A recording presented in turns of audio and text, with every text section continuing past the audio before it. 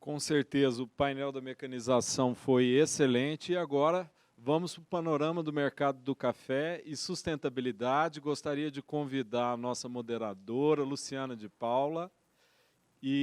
Luciana, que é torcedora do Paysandu, é isso? Ela já vai brigar aqui Do comigo, pessoal, se Remo, eu gente, falar do isso. Remo para não ter confusão. É Vamos Paysandu lá. ou Remo? É Remo. Vamos de Remo, que é melhor. Eita. E vamos Boa ter... tarde a todos. Boa tarde. E vamos ter aqui também como convidadas para o painel Panorama do Mercado de Café e Sustentabilidade, a Vanúzia Nogueira. Ela é diretora executiva da Associação Brasileira de Cafés Especiais. E também a Paula Costa, da Preta Terra. Sejam bem-vindas. Luciana, Obrigada. Luciana, a palavra está com você. A gente vai acompanhar aqui do estúdio agora a sua moderação. Tá bom, gente. Muito obrigado. Boa tarde.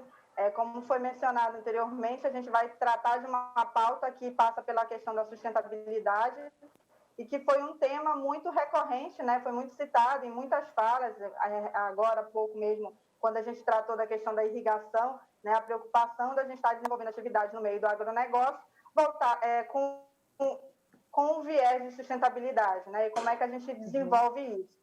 Então, eu tenho a honra de estar aqui acompanhada hoje da doutora Vanúzia Nogueira, né, da BSCA, e da Paula Costa, né, que é fundadora da Preta Terra, para a gente discutir justamente sobre sustentabilidade, falar um pouco dentro da nossa vivência, da atividade que elas desenvolvem no dia a dia, a gente poder falar um pouquinho sobre como é que a gente vivencia essa sustentabilidade, como é que a gente agrega essa sustentabilidade para o produto que a gente desenvolve. Então, para iniciar, né, a nossa conversa, eu vou usar Vamos começar com a pauta tratando da sustentabilidade. Eu queria iniciar por ordem alfabética, então eu vou começar com a Paula, pedindo para ela falar um pouquinho, para a gente se apresentar um pouquinho com a questão como é que ela vê a questão da sustentabilidade e como é que no dia a dia, né, a Preta Terra desenvolve, né, sendo a vanguarda da agrofloresta, ela desenvolve as atividades de sustentabilidade. Boa tarde, Luciana. Boa tarde, Vanúzia. Tudo bem? Obrigada pela palavra. Bom, primeiro é um prazer estar aqui compartilhando um pouco com vocês da nossa experiência. Bom, eu sou a Paula, sou fundadora da Preta Terra. A Preta Terra é uma iniciativa em agrofloresta. A gente é um hub de inteligência agroflorestal. E para que fique claro, a agrofloresta não é plantar floresta. A agrofloresta é um sistema produtivo que inclui árvores na paisagem agrícola, né? E, curiosamente, no café, né, a cultura do café, conhecida fora do Brasil, é uma das culturas mais agroflorestais, né? E aí a gente já trabalhou com alguns projetos com produção de café agroflorestal, e quando a gente fala de sustentabilidade no café, a gente pode mencionar primeiro o sombreamento do café, né? Então, é uma tendência muito grande em outros países, não só aqui no Brasil isso tem crescido, mas ainda não é significativo tanto quanto principalmente na América Latina. Mas o sombreamento do café é uma coisa que estabiliza a produção, mas principalmente homogeneiza a maturação dos frutos, né? E esse sombreamento é feito por árvores. E geralmente a gente pode fazer isso com árvores nativas ou com árvores madeiráveis ou de outros tipos de produto. Então, eu acho que a gente pode discutir bastante sobre isso. A Vanúzia pode contar para a gente se ela conhece alguma iniciativa de café agroflorestal aqui no Brasil. Mas, para o café ter uma maior sustentabilidade, quando a gente fala de sustentabilidade também vem a rentabilidade, né? A gente precisa começar a pensar em cafezais agroflorestais com árvores parcialmente sombreados, né? É claro que a gente não está falando de uma sombra super densa, é uma sombra bem manejada, bem pensada, bem calculada, né? Para trazer benefícios, mas também boa produtividade para o agricultor. Perfeito, Paula. Eu acho que a gente vai ter muito que conversar hoje à tarde, mas é muito importante a tua consideração com relação ao fato de a gente poder hoje implementar e incrementar, né, esses plantios a partir do uso da floresta, né, que acrescenta e traz rentabilidade, agregando cada vez mais ao meio ambiente. E aí agora eu passo a palavra para a Vanusa, que eu queria que ela se apresentasse um pouquinho e falasse um pouquinho da BSCA, né, e de que forma a sustentabilidade hoje vem fazendo parte da associação, enquanto agregando sustentabilidade para o produto final, que é o café. Né? Então, queria ouvir um pouquinho a Vanusa. Oi, boa tarde a todos que estão nos assistindo. Boa tarde, Paula, Luciana. Agradeço muito o convite por estar aqui para a gente estar compartilhando essas nossas informações. A Vanusa nasceu no sul de Minas, é filha e neta de produtores de café. Então, eu tenho café no meu DNA, né? Saí daqui, como muita gente na adolescência, né? Numa geração, eu estou com 58 anos, faço parte de uma geração em que não era legal os filhos ficarem e cuidarem de café. Quem queria prosperar ou queria progredir na vida, como diziam os nossos pais e avós, iam embora para estudar e fazer outra coisa e não ficar para cuidar dos cafés, né? Cuidar das fazendas. Quem ficava para cuidar das fazendas eram aqueles primos, tal, a turminha que não queria estudar, né? Que chegava no ensino médio e falava encerrou, então era essa turma que ia cuidar do café. Eu venho de uma geração que é assim, e assim eu fiz. Eu fui embora, estudei, fiz uma série de trabalhos fora, tive uma formação acadêmica toda no Rio de Janeiro, depois fui para fora do Brasil. Em 2002, eu decidi voltar. E foi a partir de 2002 que eu comecei a trabalhar com café, exatamente buscando as questões a convite dos exportadores de cafés do Brasil, buscando oportunidades de mercados de nicho para os cafés brasileiros, né? Café brasileiro era conhecido apenas pela commodity, pela venda em volume, de qualidade, sem grandes preocupações com qualidade, né? O negócio era só quantidade, e assim a gente seguia. Foi aí que eu comecei a trabalhar, e logo no começo dos meus trabalhos, eu venho da área, primeiro TI, primeiro informática, depois migrei para gestão e marketing, e trabalhando essa questão de mercados de nicho, comecei a me deparar com as questões de sustentabilidade, lá em 2002, 2003, né? Então, sustentabilidade para mim sempre foi muito marcada pelos três pilares, realmente, né? O ambiental, o social e o econômico, né? Desde que eu comecei a trabalhar com café, eu percebi que se a gente não propiciar para o produtor de café, seja ele um empresário, seja ele um agricultor familiar, uma rentabilidade que o leve à sustentabilidade econômica, ele não vai se preocupar, por mais que ele queira, ele não consegue se preocupar com o ambiental e o social, né? Dentro desse contexto, os meus primeiros trabalhos foram trazer para o Brasil a sustentabilidade social, basicamente, que foi a certificação Fair Trade, né, a certificação de comércio justo para a agricultura familiar.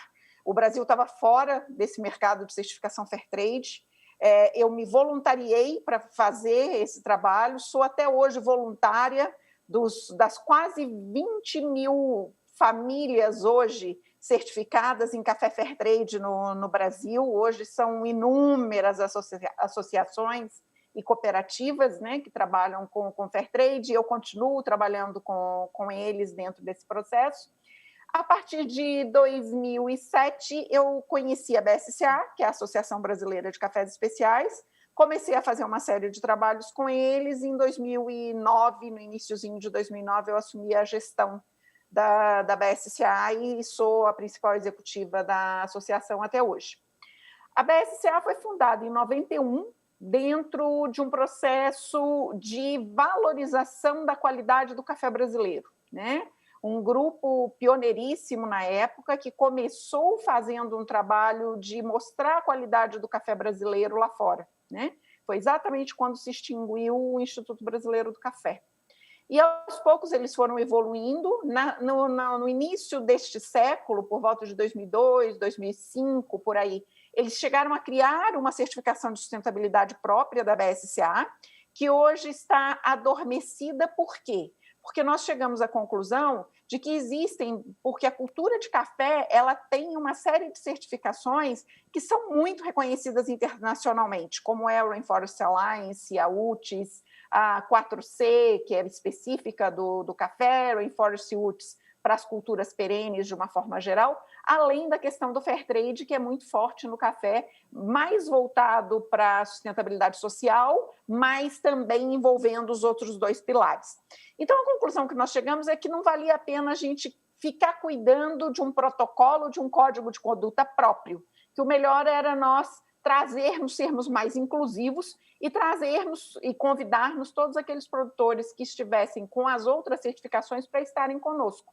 E hoje a gente trabalha dessa forma. Todo o pessoal que está ligado com outras certificações de sustentabilidade, sejam essas que eu citei, sejam certificações orgânicas, biodinâmicas, todos eles são muitíssimo bem-vindos dentro do time da BSCA e, a partir de estar conosco, a gente vai trabalhar também a qualidade do produto deles, né? Paula perguntou se eu conheço alguma produção, né? Alguma propriedade que tenha, né? Esse consórcio água-floresta. Conheço sim, Paula, eu conheço muito a Fazenda Camocim, no Espírito Santo, do Henrique Sloper, né? Que é que tem o famoso café do Jacu, inclusive, né? Que é o café mais caro vendido pelo Brasil, para o mundo todo, é o café mais valorizado no Brasil, que vem exatamente de um sistema como estes que você está citando. Muito legal, muito bom. Perfeito. E aproveitando o gancho, Vanúzia, na tua fala, tu colocas para a gente que a gente tem uma questão de que a tríade da sustentabilidade ela é um ponto fundamental, né, que é a questão da gente ser economicamente viável, socialmente justo e ambientalmente correto.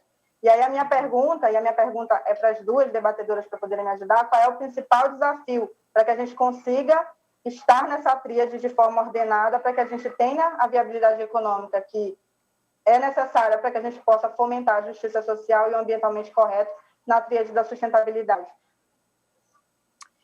Olha, Luciana, o que eu posso te dizer é que eu vejo uma evolução muito grande, muito rápida nesse processo como um todo, tá?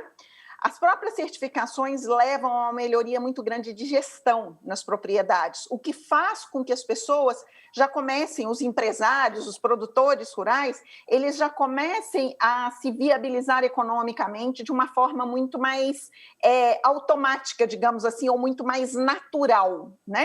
O outro ponto que nós fizemos para viabilizar a questão de sustentabilidade econômica foi inserir muito o café num mundo que a soja já estava inserida há muitos anos, que é o mundo da fixação de preços, de vendas futuras, de você já conseguir administrar no momento em que você tem um preço interessante no mercado que está te oferecendo para uma safra de 2021, 2022, você já fixar esse preço e já se comprometer. À medida que você vai profissionalizando a sua propriedade, já tem uma noção clara de qual é o seu produto, o quanto você vai ter de produção, você consegue fazer esse trabalho de uma forma muito mais natural. Então, hoje a gente pode dizer que o produtor no Brasil, ele já está muito mais capitalizado, ele já está muito mais tranquilo para trabalhar a questão da sustentabilidade econômica. E, a partir daí, ele está muitíssimo mais aberto a trabalhar todas as questões ambientais e sociais, né? Porque ele se sente mais tranquilo e vai seguindo muito melhor todo o processo ambiental e social. Eu não gosto muito quando a turma justifica que a gente é ambientalmente correto, socialmente justo, porque nós temos as leis mais rigorosas do mundo. Eu acho que isso é bobagem, né? Dizer que a gente faz isso só para cumprir lei não é por aí, né? Eu acho que tem que ser um processo muito mais de se acreditar, né? E de ter as questões ambientais e sociais como um propósito. E é o que eu vejo cada vez mais acontecendo dentro do mundo da cafeicultura brasileira. Uhum. Eu acho que eu poderia complementar o que a Vanúzia falou, que para você ser de fato sustentável, né, e ambientalmente correto, né, como se diz bastante, na verdade, uma coisa não exclui a outra, né? Você não precisa ser, enfim, ter uma boa produção e aí pensar em ser ambientalmente correto. A questão de ser ambientalmente correto, no final das contas, ela reflete também na qualidade e na produtividade do seu café. Então, por exemplo, a Vanúzia mencionou o café de jacu. O café de jacu só seria viável existindo o jacu. E o jacu só vai existir se existirem florestas nativas no entorno dos cafezais, né? Então, a questão de cuidar de mananciais, o agricultor não faz isso só porque está na lei. Ele faz isso porque ele sabe que ele depende desses mananciais, né? Cuidar de nascentes, cuidar dos rios, fazer um bom manejo do solo também, né? Você não mecanizar demais ou não usar defensivos em excesso. O agricultor sabe que isso não é só pelo meio ambiente, isso é por ele, é para garantir a sustentabilidade da produção dele, né? Então, as três coisas, a questão do social, do ambiental e do econômico, elas são intrinsecamente conectadas. É impossível você ser ambientalmente correto e não ter uma viabilidade financeira. Isso não faz sentido nenhum. Então, você não tem uma produção. Então, você não é um agricultor, né? Você precisa ter... A viabilidade financeira é linha de base, né? E aí, o social está muito mais ligado à inclusão, né? A incluir as pessoas. Então, a gente não fala só de pequenos agricultores ou agricultores familiares que precisam ser incluídos no mercado, precisam ter acesso à comercialização a um preço justo e tudo mais, mas também aquele grande cafeicultor que paga de maneira justa aos seus trabalhadores, que inclui eles nas tomadas de decisão. Enfim, eu acho que tudo isso, e se esse grande cafeicultor toma essa frente social, ele também vai ter uma melhor rentabilidade, né? Então, na verdade, as três coisas são intrinsecamente conectadas, e por isso que existe só o termo sustentabilidade que contempla as três pernas, né? Então, eu acho que a ideia é o agricultor pensar nas três partes ao mesmo tempo, que isso sim é o que vai trazer rentabilidade a longo prazo também, garantir que ele vai conseguir ter a resiliência na produção dele frente a potenciais crises que possam surgir, dificuldades, mudanças climáticas, etc., que ele tenha resiliência na produção, né? Que ele possa contar com a sua mão de obra, que ele possa contar com os mananciais, com as suas fontes de água, com o seu solo produtivo e fértil. E é por causa disso que a sustentabilidade é tão importante, né? Perfeito. Posso e eu acho que a fala de vocês, ela... Pode, fica à vontade, Vanúzia. Eu acho que o maior desafio que nós temos dentro da cafeicultura não é nem o pequeno nem o grande, é o médio produtor, né? É aquele médio produtor que nós temos em quantidades muito grandes, principalmente nas regiões mais tradicionais da cultura de café, que a gente pode falar de sul de Minas, das matas de Minas, né? Um pouco do sul do Espírito Santo, que são pessoas que não conseguiam ver e não conseguiam ter uma mentalidade de que o café, para eles, era uma oportunidade de negócios, é um negócio, como a Paula citou, né? Se não está dando rentabilidade, não faz sentido. Mas eu confesso para vocês que em 2002, 2003, quando eu voltei para cá, para muitos produtores que eu perguntava por que você estava... Era um período de uma crise de preços terrível, terrível. Eu perguntava para eles por que eles estavam nesse negócio, eles falavam para mim, isso foi o que eu herdei e eu não sei fazer outra coisa. Então, nós tivemos aí, e isso aconteceu muito forte no médio produtor, que agora com as novas gerações, que aí não tem mais o cacuete ou a mentalidade de quando eu fui embora, né? O pessoal hoje manda o filho para estudar, para voltar e para assumir a propriedade. Agora, com essa nova geração chegando, aí essa geração chega com uma mentalidade diferente, e com uma mentalidade de dizer que tem orgulho de ser a 5ª geração de cafeicultura dentro da minha família, mas eu quero inovação, eu quero tecnologia, eu quero prosperar, eu quero ter sustentabilidade em tudo, né? Eu quero fazer isso tudo de uma forma muito diferente. Então, eu acho que o maior desafio que nós temos enfrentado são as propriedades médias. né? Desde o começo trabalhando com fair trade, os pequenos produtores vão de uma forma, aceitam as mudanças de uma forma muito mais tranquila, eles são menos resistentes às mudanças, e as grandes propriedades, né, já vêm com uma mentalidade muito mais empresarial. E aí você consegue trabalhar de uma forma muito diferente, porque eles já enxergam o contexto de uma forma geral, de uma forma com um olhar muito diferente, né? Perfeito. E pegando um gancho da fala de vocês, eu acho que é muito importante essa reflexão sobre o fato de que hoje a gente tem produtores que buscam, né, a questão da certificação, porque quando você fala que a gente não tem a obrigatoriedade simplesmente pela legalidade, sempre que a gente quer fazer, né, de uma forma correta, e é muito bacana ouvir a Paula falando que a sustentabilidade ela está intrínseca às 3 vertentes, e aí eu aproveito e pergunto para a Paula, puxando o gancho da Vanusa, considerando esse novo contexto, considerando essa nova geração, né, essa geração que está voltando, que saiu do campo e a gente tem uma outra realidade, como é que a gente consegue trazer hoje para os plantios de café, para a agrofloresta de um modo geral, essa disseminação de conhecimento para que ele se torne acessível, né, de tecnologia, para que ele se torne acessível, para que a gente consiga desenvolver, né, cada vez mais com rentabilidade a produção do café.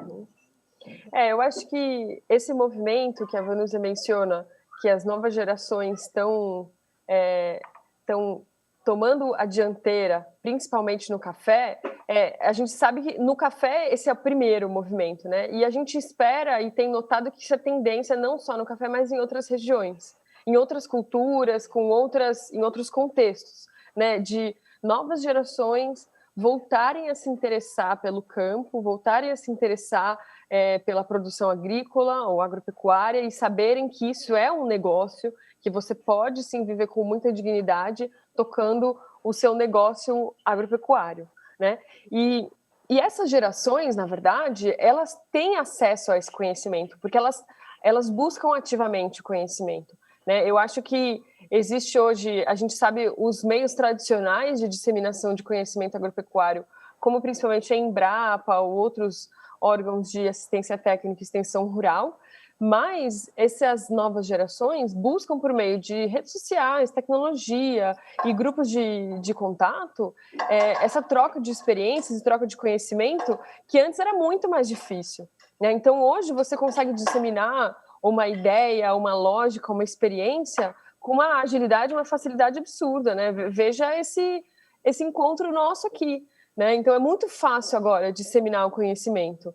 Então, e a gente percebe que essas novas gerações elas estão abertas às inovações e elas estão vendo que as mudanças vão ser muito drásticas e que talvez e que a gente também tem que se adaptar de maneira mais rápida a isso, né? São gerações que aceitam a mudança mais rápido, que querem a inovação, que querem a tecnologia e que querem repensar o seu, mesmo que seja a tradição, como o café, né? Que o café ele é carregado de tradição e isso é a coisa mais rica do café, na verdade, né?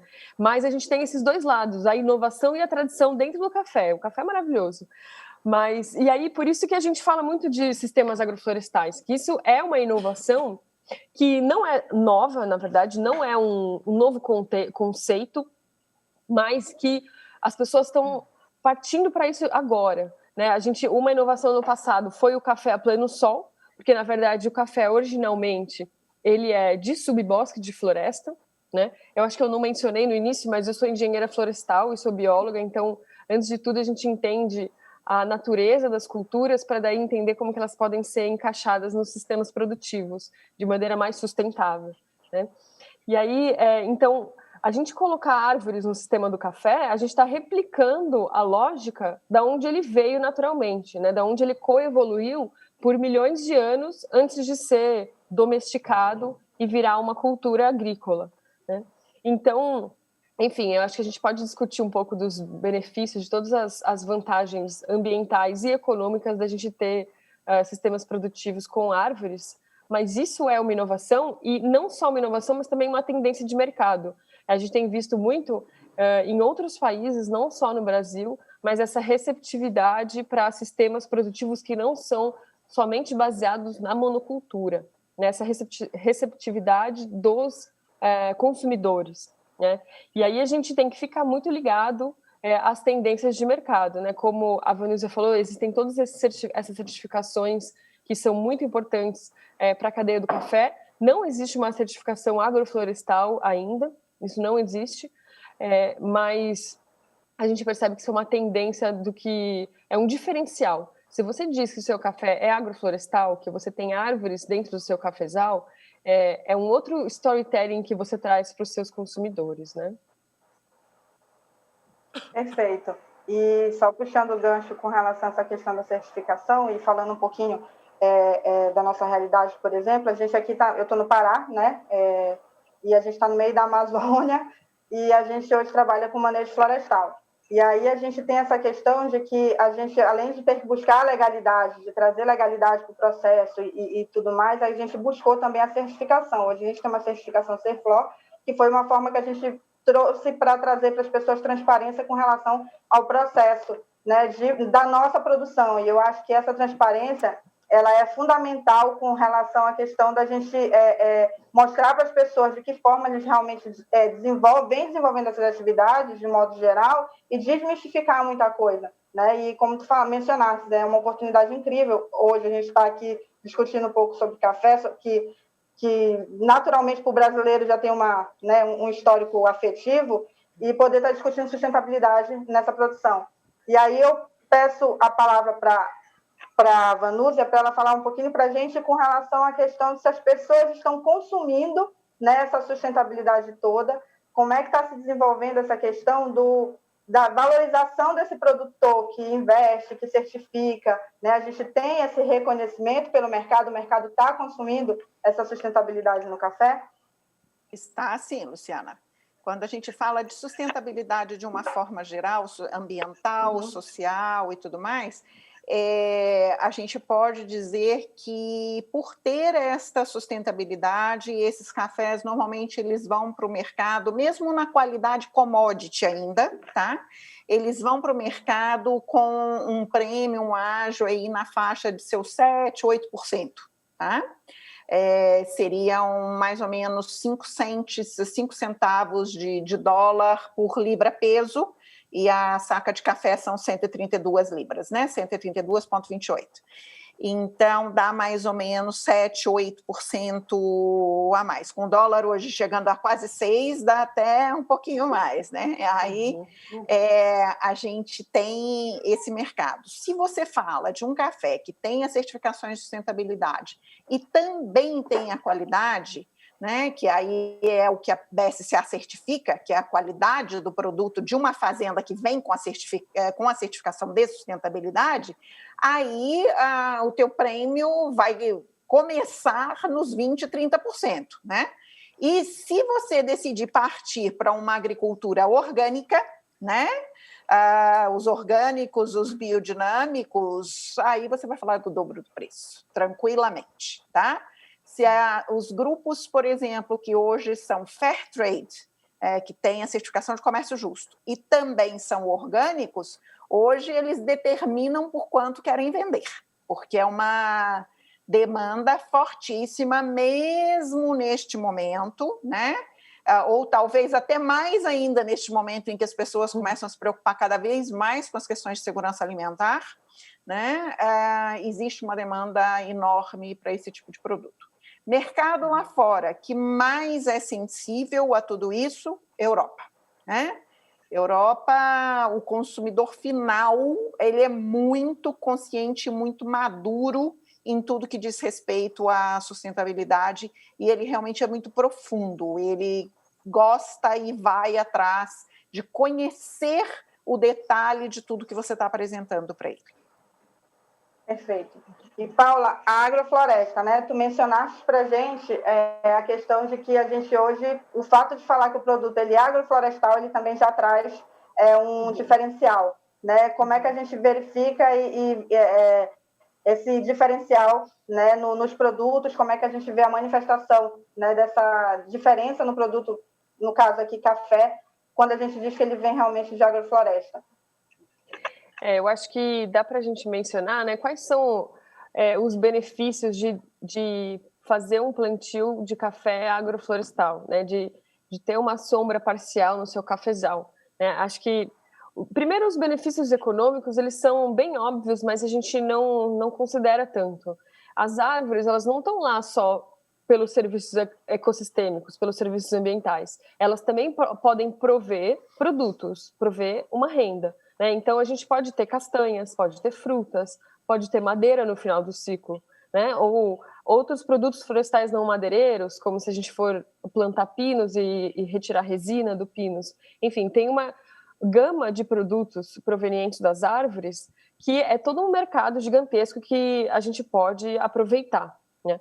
Então, essa é a primeira coisa. E a segunda coisa, quando a gente tem as árvores nos sistemas produtivos, primeiro, a meia sombra faz com que o amadurecimento dos cafés seja mais homogêneo. Então, não necessite de tantas colheitas seletivas, né? Então, se a gente está falando de um café especial, você vai precisar de menos operações de colheitas para toda a colheita do seu café, né?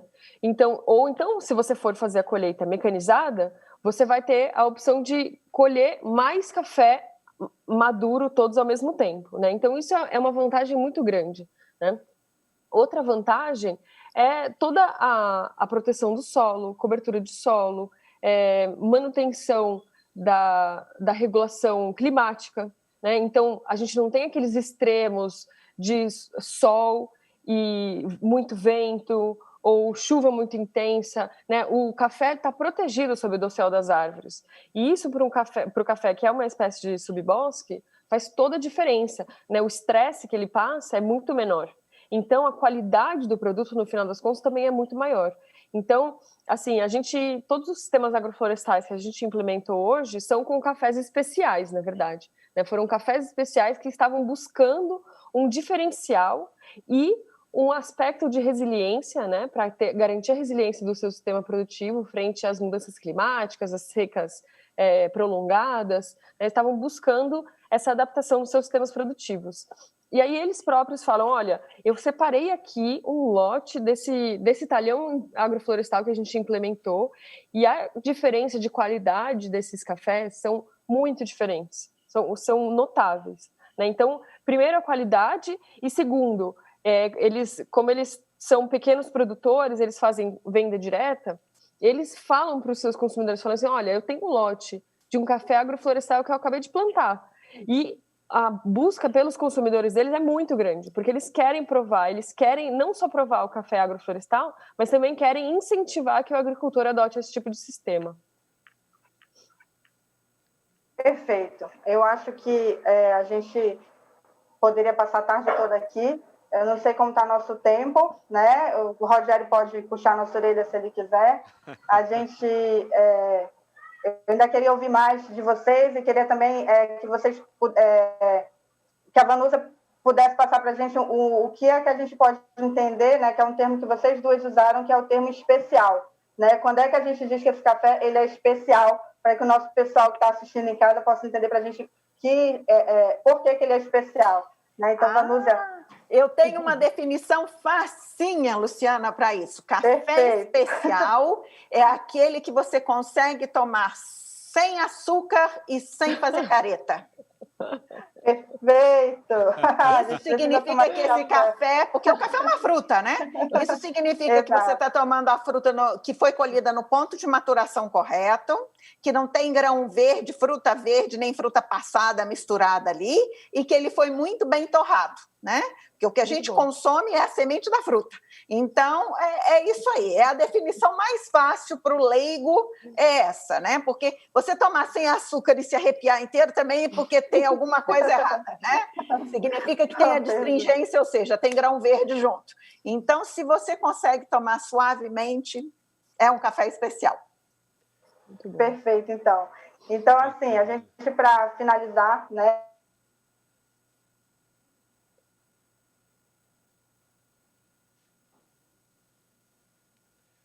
Parece que tivemos um pequeno problema na conexão. Acho que é. Pessoal, Luciana, parece que nós tivemos um pequeno problema na conexão da Luciana, que é a nossa moderadora.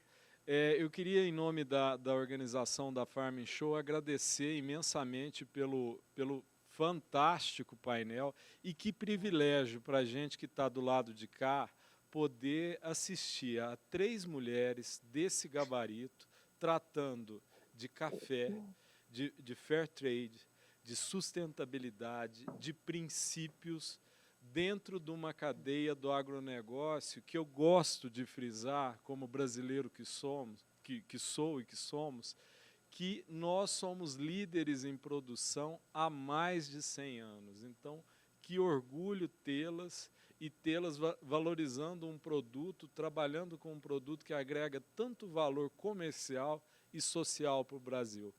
Parabéns, Vanúzia, parabéns, Paula, parabéns, Luciana, pela condução. E, infelizmente, ficamos por aqui, que estouramos todos o prazo possível, porque o assunto estava uma delícia. Muito obrigada. Obrigada, Rogério.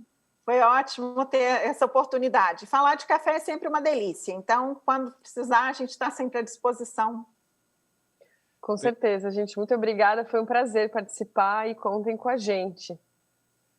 Luciana? Obrigada a todos. Obrigada, Rogério. Obrigada, Farm Show, meninas. E até uma próxima oportunidade. Um abraço em todos. Até. Obrigada, Luciana. Um abraço. Tchau, tchau. Tchau.